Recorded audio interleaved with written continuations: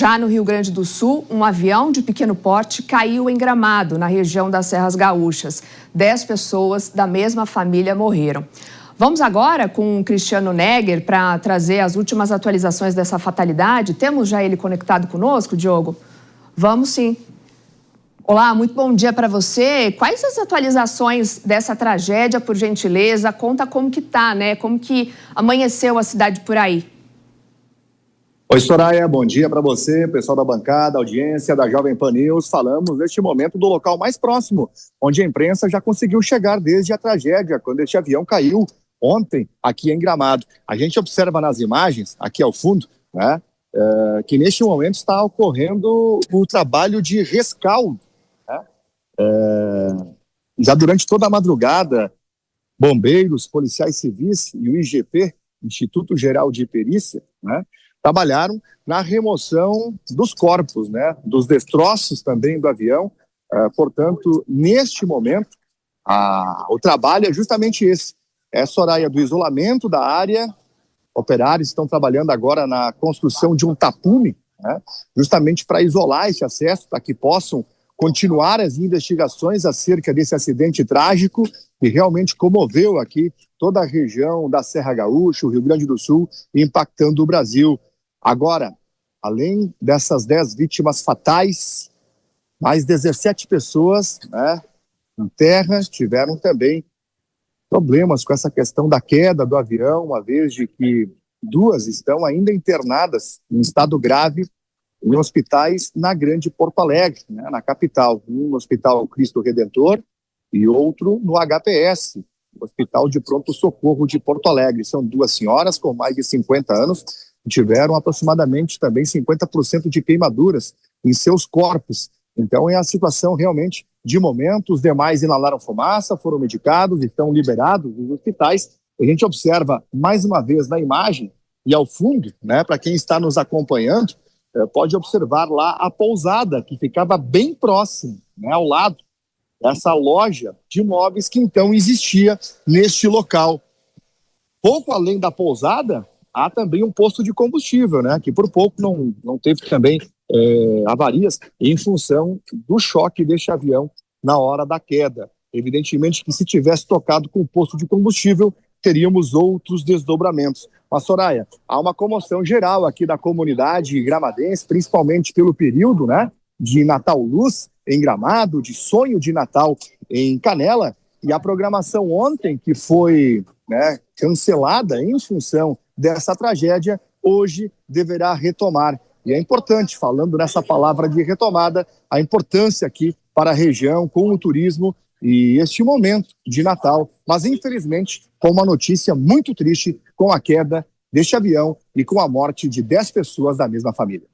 Obrigada, Cristiano, pela tua participação por aí. Só aproveitando que você está aqui com a gente ao vivo, né? Diferentemente de ontem, a previsão do tempo por aí, como deve ser a partir de hoje, né? A gente vê, acompanha por imagens que tem sol, né? O céu está azul, mas ontem e também na hora do acidente, né? Havia muita neblina, fazia bastante frio. Certo. Isso foi um dos motivos, né? Inclusive é motivo da investigação, a questão do fator climático ontem, né? Uma vez de que esse avião decolou do aeroporto de Canela às 9h15 da manhã, no momento chovia, havia uma cerração densa e é um dos quesitos que estão sendo agora averiguados pelos técnicos que estão fazendo este levantamento. Mas a previsão do tempo, como a gente pode observar neste momento na imagem, né, é de sol, é de nuvem, um calor, neste momento 20 graus aqui em Gramado, mas para a noite, né, e amanhã, há previsão de chuva, né, do retorno da chuva aqui para a Serra Gaúcha, inclusive no Natal, mas depois cessa e também não há previsão de muita chuva, mas de qualquer forma, neste momento o tempo é bom, isso também facilita o trabalho. A propósito, aqui na lateral, eu vou virar a câmera aqui, até para a nossa audiência poder acompanhar, fica a Avenida das Hortênsias, né, que liga Gramado a Canela. E o trânsito, ele está em apenas 2 pistas, de um dos lados, portanto, dessa avenida. Agora, com a liberação né, desta área, com o fechamento, com tapumes, deverá ser liberado o trânsito da ERS 235, Avenida das Hortênsias, que liga Gramado e Canela. Então, realmente, um transtorno, né, em função de tudo que aconteceu aqui desde ontem com a queda deste avião em Gramado, Lívia. Obrigada, Cristiano, pelas tuas informações. Qualquer nova informação sobre este acidente, pode acionar a gente. Obrigada por enquanto. Já vamos até conversar aqui com o Diogo da Luz.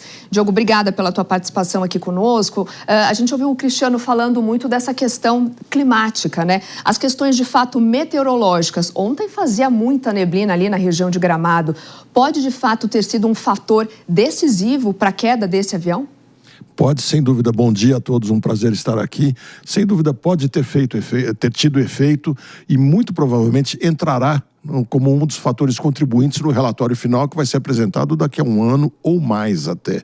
Porque as condições de teto baixo e visibilidade de pouca distância não impedem o voo, mas segundo o regulamento brasileiro, ele, pelo que se viu da imagem, não poderia decolar naquele momento. Isso não quer dizer forçosamente que tenha sido a causa, porque se fosse pelo regulamento americano, poderia ter decolado naquela condição desde que rapidamente entrasse no voo por instrumento e mantivesse contato com o controlador. Isso aqui no Brasil não vale, nos Estados Unidos vale. Então veja que é fora do regulamento, provavelmente entrará como fator contribuinte, mas não se pode dizer que tenha sido a causa do acidente de fato. Até porque um acidente desse porte, eu acredito, né, que há vários fatores, né, determinantes para a queda de um avião, por exemplo. Questão climática, de fato, é um deles. Mas aí vem questão mecânica também, até um erro de planejamento, talvez. Sempre, há muitos fatores, muitas vezes o psicológico entra com muita intensidade. Ele era um piloto empresário, embora experiente, tivesse avião há bastante tempo, uma pena que foi sua família inteirinha, e por uma curiosidade, ele tinha outro avião que em 2010 teve um acidente com o piloto e sua mãe vindo a falecer. Então, parece assim uma sina da família. Então, isso pode ter trazido efeitos psicológicos. O fato dele estar com toda a família dentro pode ter aumentado um pouco a intensidade da emoção dele, se tinha compromissos muito importantes na frente ou não. Tudo isso vai ser levado em consideração. Podem ser também questões mecânicas. Me parece pouco provável nesse momento, é pura especulação, mas se foi uma questão mecânica, deveria ser daquelas que, com um bom gerenciamento da cabine, pudesse ser resolvida. Então fica um pouco a impressão que houve um fator psicológico, um fator humano bastante intenso nessa situação. Um erro talvez deles ali de estarem voando naquela região, porque era praticamente cidade, eles estavam próximos do centro da cidade, né? Poderia estar voando naquele local? Não, poderia perfeitamente, tanto que ele voou por 4 quilômetros, no máximo 5, fez uma curva leve ou mais intensa, não dá para saber, para a direita e veio a cair. A razão exata, como eu disse, não sabemos, mas os poucos indícios que se tem até agora parece que ele caiu em elevada velocidade. Insisto, não é coisa precisa, não é certeza, mas pode ser que ele tenha perdido o controle do avião ainda em voo e aí veio a queda. É a impressão que fica geral. O fato de decolar lá não é problema nenhum, Soraya. Tanto que aquele aeroporto, ele está previsto para ser tornado internacional. A Infraero é bastante lenta nas decisões, mas já anunciou isso nesse ano. Se vai para ser um aeroporto internacional, pode-se voar tranquilamente. Num voo desses, que ele decola e imediatamente entra numa condição de instrumento, ele tem que manter as asas niveladas, subir o mais rápido possível, dentro de padrões, subir 3 a 5, 7 graus de razão de subida e atinge a segurança. Daria perfeitamente. Houve alguma série de intempéries aí que não sabemos ainda. Fatores relacionados não somente à questão climática, né?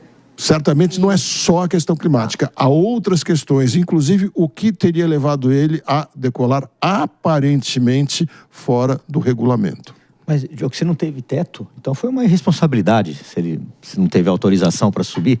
É muito difícil. Porque é difícil você não tem teto. Teto, para quem não sabe, é quando não tem condições de pouso, de voo, até de porque decolagem. nas imagens que a gente tem, né, deles entrando no avião, o chão do aeroporto ali já estava molhado, então havia chovido anteriormente, né, havia muita neblina. Daria para eles terem esperado para ter voado? Possivelmente daria. É aquela coisa, né? Em aviação, se tem alguma dúvida, espere até o dia seguinte, se for o caso. A vida vale mais que tudo.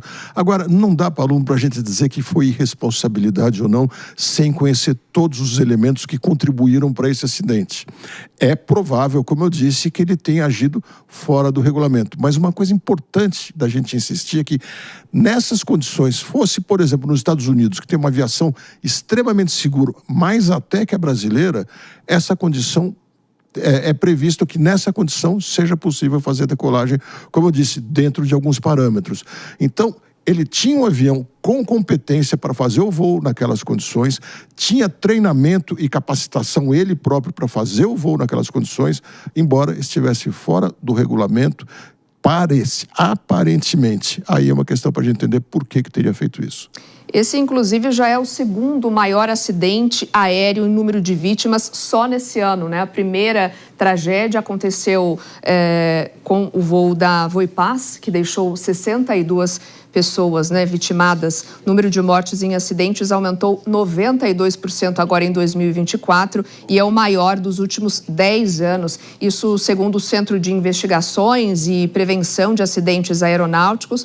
A aviação privada lidera os casos e a tragédia de Gramado foi o segundo, como eu disse, com mais vítimas do ano. Somente em 2024 foram registradas 138 mortes em 40 acidentes fatais. E aí, Pepe, o que a gente pode tentar pensar diante desses números e vítimas fatais, né? Porque a gente vem, parece que esse ano, falando de muitos acidentes aéreos, né? Cada vez mais frequentes. E aí eu lembro, com o acidente da Voipaz, durante a entrevista coletiva, claro que na hora eles não querem responsabilizar ninguém, mas é preciso que algo seja tomado de providência para que outros eventos não aconteçam, né? E a gente vê acidentes aéreos acontecendo muito próximos um do outro.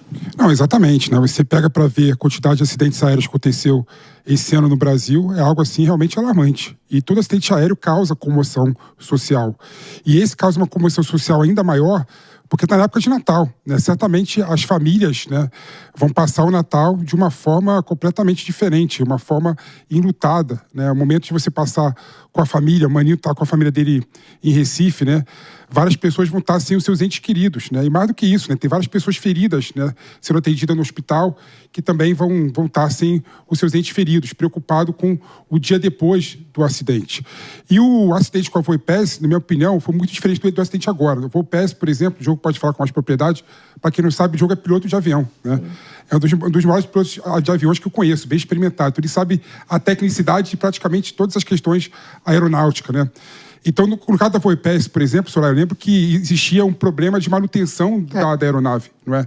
Então, naquele momento, claramente, havia possibilidade de se a empresa fizesse de forma muito mais constante a manutenção e a conservação da aeronave, né, aquele acidente seria evitável. Tanto é que o grande problema, Diogo, se eu estiver errado, por favor, me corrija, porque eu não quero ser injusto com a empresa e com o acidente, né?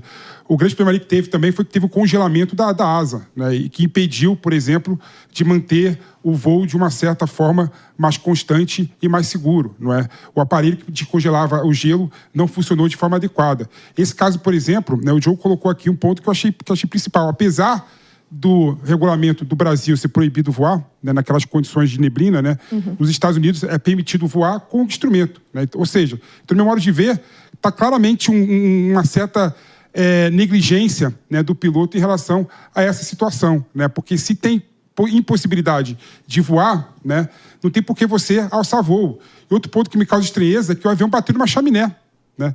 Poxa, se a chaminé está num caminho entre o aeroporto e o trajeto, tem que até verificar a possibilidade de tirar a chaminé dali. Eu não sei. Você vê também. A chaminé não estava no campo. Acabou virando o caminho do avião. O que acontece é que ele, ao que se sabe, não são informações precisas ainda, isso a gente pega de radares que estão na internet hoje. Tem apenas 3 posições que o radar conseguiu marcar dele. Ele decolou, ele estava em altura suficiente para passar folgado sobre, e depois ele desce, segundo informações não precisas, tá? E desce uma velocidade acentuada de 3.000 pés por minuto, que e a velocidade do avião atinge 220, 230 nós, se não me engano, que é um pouco demais para aquele momento. Então, fica a impressão que o avião perdeu sustentação e teria caído de asa, alguma coisa assim. E depois ele foi batendo ao que estava ali no redor. Pela visão que a gente vê de um dos vídeos, fica muito claro, Pepe, que esse avião não caiu numa situação de voo normal, senão ele levaria a loja inteira. Muito mais coisa. Para ele estar voando, ele precisava estar no mínimo a 150 km por hora.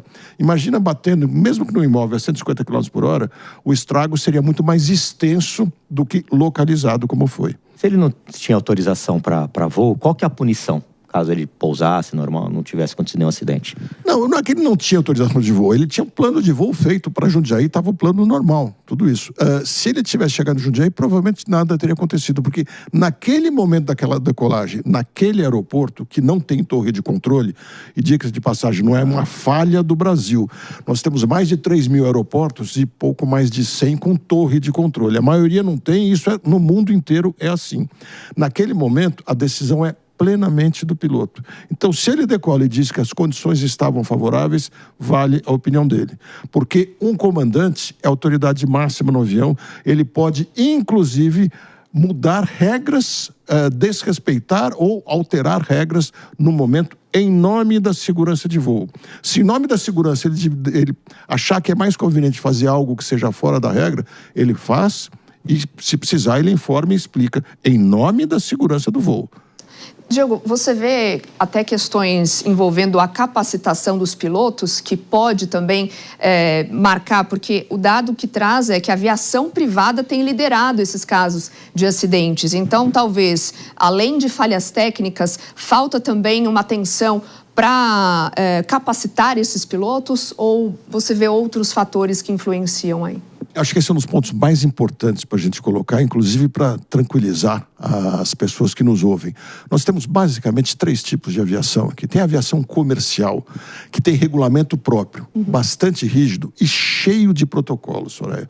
Pode ficar tranquilíssima que a aviação comercial é extremamente segura. A brasileira está num nível muito próximo dos Estados Unidos, se pegarmos os últimos 10 anos, e também da Europa. Ela tem protocolo para tudo. Nunca se toma uma decisão sozinho. Sempre há uma cadeia de pessoas tomando a decisão e durante o voo, comandante e seu copiloto muito bem treinados, todos os anos com reciclagem. Quando eles tiram 30 dias de férias, quando voltam, precisam fazer um voo de recheque para ver se eles voltaram em condições. É muito sério. Aí você tem a aviação executiva e a aviação de táxi aéreo. A de táxi aéreo também é muito regulada no Brasil, mais regulada do que nos Estados Unidos. Só podem voar 2 pilotos, mas mesmo que o avião permitisse o voo com um único piloto, num táxi aéreo precisam ser 2. E com treinamento muito intenso. A aviação executiva também nesse nível. Aí chega na chamada aviação em geral, que incluiria executiva, mas essa geral mais comum, e a gente avança para a aviação ilegal. Essa que tem causado muitos acidentes, entre eles tráfico de drogas, crime de uma maneira geral, aviões furtados e uma série de coisas. E tem também a aviação agrícola, que voa a 3, 4 metros do chão, com risco muito maior, sem dúvida, mas está só o piloto ali, sabendo que é um risco maior, porque qualquer deslize não dá tempo de corrigir. Se a gente separar a aviação criminosa, essa aviação ilegal, a aviação agrícola, a gente começa a ver que mesmo a aviação geral é bastante segura. Menos que a executiva, menos que o táxi aéreo e bem menos que a aviação comercial. Vamos só ouvir o Mano Ferreira para ele não se sentir triste só porque está longe, já que ele pegou avião para ir para o Recife, né, Mano? A gente sabe que tem gente que, claro, tem medo de viajar de avião, né? Mas às vezes não tem outro tipo de transporte. Além do impacto nacional ali para a cidade, esse tipo de acidente, né, que abala toda uma comunidade local, todas as famílias envolvidas, acaba trazendo um certo receio a mais aí para quem já tem medo de viajar e se sente ainda mais inseguro de ter que utilizar esse tipo de transporte?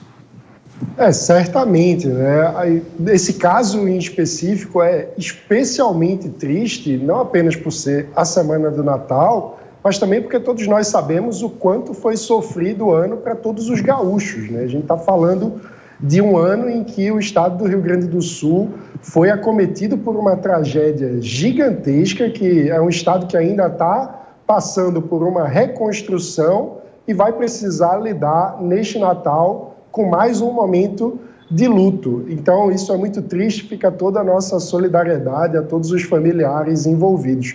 Mas um dado interessante é que, apesar dos casos de acidentes aeronáuticos causarem uma comoção muito maior, boa parte também desse fato se deve ao fato de que é mais raro do que os acidentes com ônibus, por exemplo. A gente, no Brasil, tem tido, a cada ano, mais de 30 mil mortes no trânsito terrestre. E isso não nos faz ter medo de andar de ônibus ou de atravessar a rua. Então, é muito mais fácil, entre aspas, você acabar vítima de uma fatalidade andando de carro e de ônibus do que andando de avião. Então, tem um componente desse medo que acaba não sendo exatamente amparado na realidade, né? Não é um medo totalmente provido de razão nesse sentido, porque apesar dessas tragédias horríveis que nos comovem, a aviação é muito mais segura do que o transporte terrestre.